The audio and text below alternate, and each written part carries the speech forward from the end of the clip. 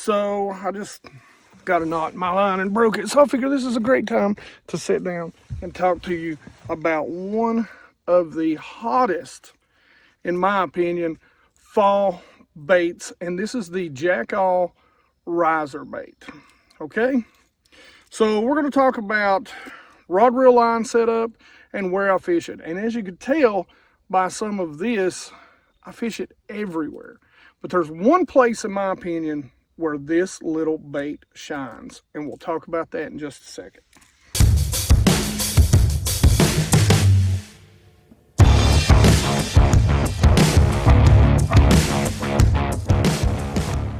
That's right, BassGeek Nation. I've been keeping a little secret from you for a couple years now. And that is my little riser bait. Now, I have to tell you, I've got two go-tos. By the way, this is my Topwater box, Z-Rust Max. Make sure you go check out Flambeau's Z-Rust Max boxes. What I love about them is that right there. And of course, you can pull the boxes out. So, speaking of pulling the boxes out, these are really the two colors that I use.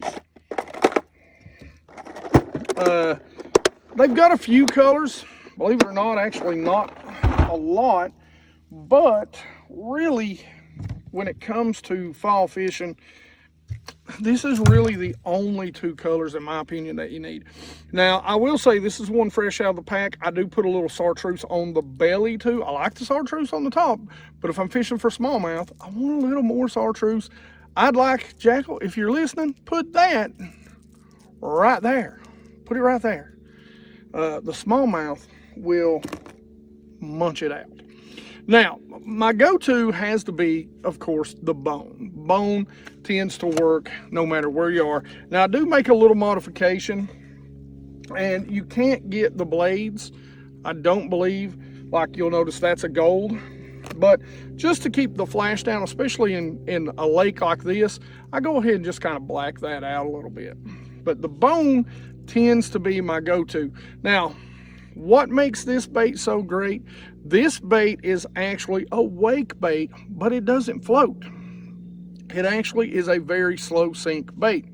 This lip actually is turned upward. So that's what allows the riser to rise.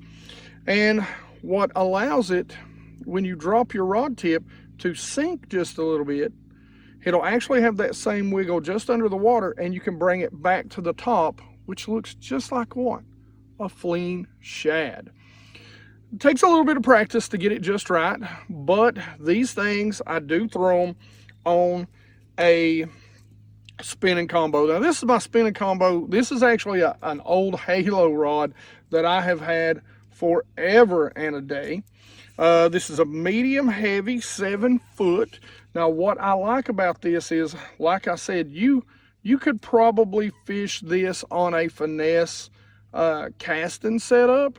But what I like about throwing this, and the hooks are sharp, what I like about throwing these baits on a spinning reel is where, as I was about to say, these baits shine. And that's when, in the fall, they're chasing shad. Now, you can use them to cover water. I can go down a bank with one of these. They're very subtle. They're very quiet.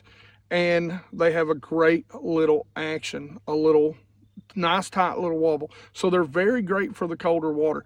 But when I really love them, and again, this is probably 2 inches and some change, is when I know they're chasing those shad, those small shad, those yearling shad in the fall. And you can put this bait out there, and the great thing about putting it on a spinning combo is when you're out there around them, when they're busting, you can cast this thing a mile, a country mile, and hit those areas that they just busted. And I promise you, with the retrieves that I'm going to show you here in just a minute, they will come up and crush it. And if they don't come up and crush it, they'll crush it when it drops, I promise.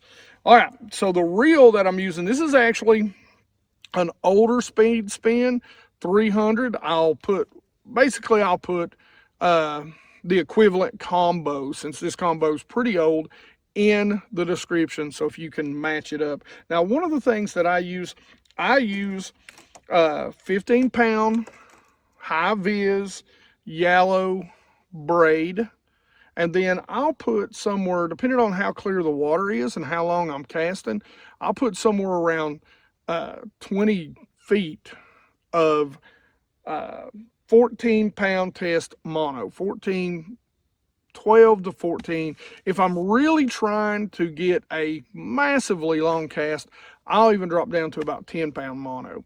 Mono floats, braid floats, helps keep this bait up. That's the key. No fluoro, no copolymer.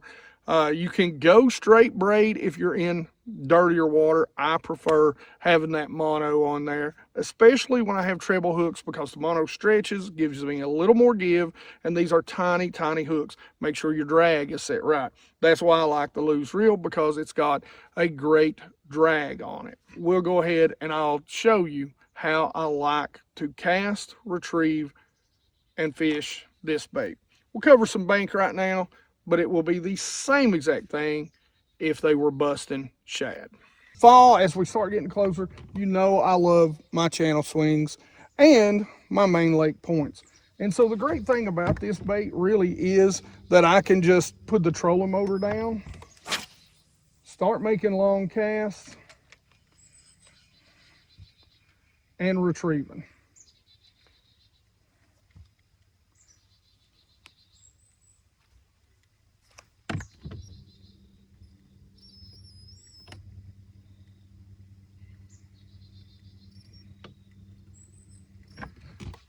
Now, let's talk about retrieve. The two retrieves are super simple. Number one, let's start with the beginning and let's start with the cast. So the cast, a lot of times I'm going to want to put this bait right up against the bank when I'm fishing. Even in clear water, I want it right up against the bank, or at least about 4 or 5 feet off. Now I'm going to stop that and raise my rod tip so that that bait, again, it does sink. So I want that bait stopping right before it hits the water, and I want to start reeling as it hits the water. That way I can get this bait up and running. It's like making a cast with a buzz bait, except with a spinning reel. It's the same sort of casting technique. You know, like I said, you're going to make the cast out there. I'm going to stop it, lift my rod tip to get it up, and then I'm just going to reel. My foot's never coming off of the trolling motor.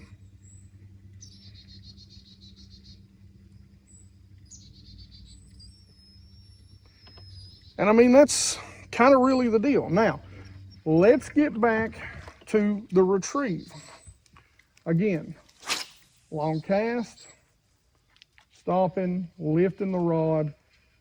Now, I like the rod in about a 10 o'clock position, because what I can do is drop it for just a minute, lift it back up. What that does is that drops that bait in the water, so it goes under just like a fleeing shad, comes right back up to the surface quickly. Now, if you let it sit for too long, what will happen is it'll take too long for it to come back to the surface.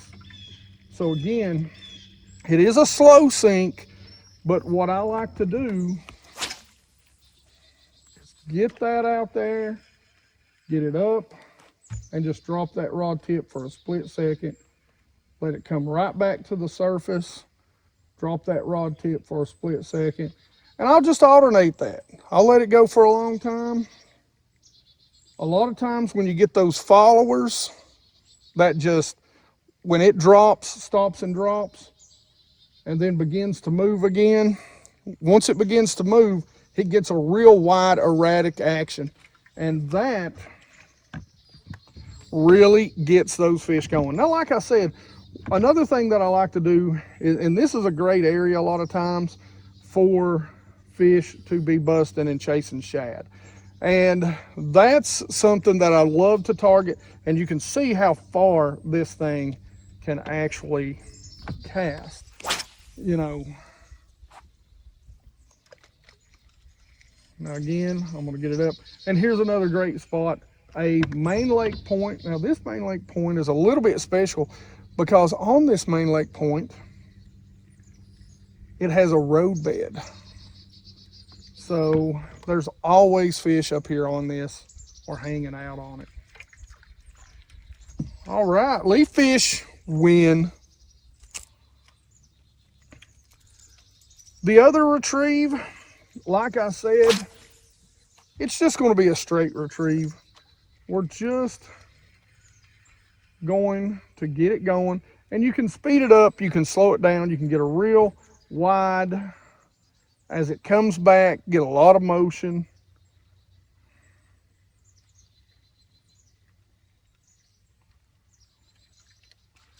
Or on a day like this,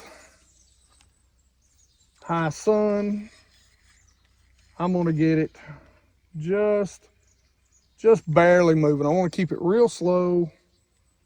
Give them a chance to come up and see the bait. Give them a chance to come up and hit it. Just nice and smooth retrieve. Nice, subtle action. Like I said, guys, make sure you go check this out, man. This is an awesome little bait. It's going to work in ponds. It's going to work in rivers. It's going to work in lakes.